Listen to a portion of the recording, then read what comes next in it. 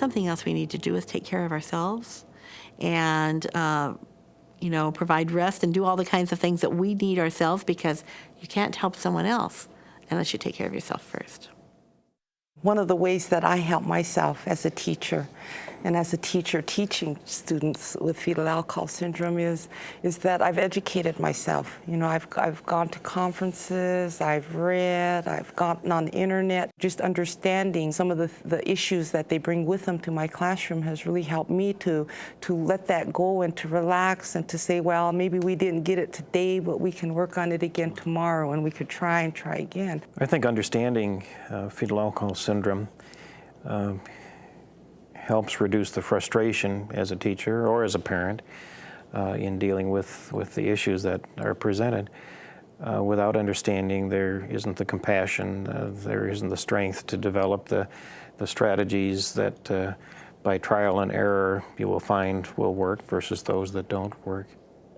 I think the most frustrating thing as a teacher teaching students with fetal alcohol syndrome is to remember to reteach the skill that you're looking for. It's not that you're a bad teacher, it's just that it's forgotten today. We have to remember that these students have brain damage. Don't wear yourself out or the student on trying to teach them something they're not going to master. The techniques offered in this program should not be seen as crutches, but rather as bridges that can help children with FAS find ways around obstacles so they can function in the classroom. It's important to realize these adaptations may be needed throughout the child's school years and not just in the early years. Although teaching students with FAS can be frustrating and exhausting, it can also be rewarding and fulfilling.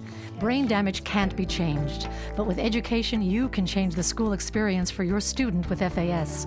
By making some adjustments in your classroom environment and teaching methods, by your own intuition and creative problem solving, you can help students with FAS learn to the best of their ability.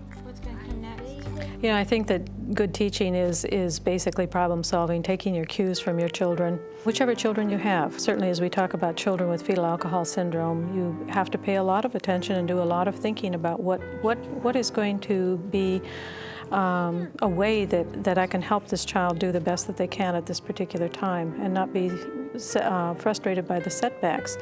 And at the same time you do that, you're really making yourself a better teacher. You're paying more attention to all your children. The things that you learn from working with children who have difficulties are really going to pay off for all children.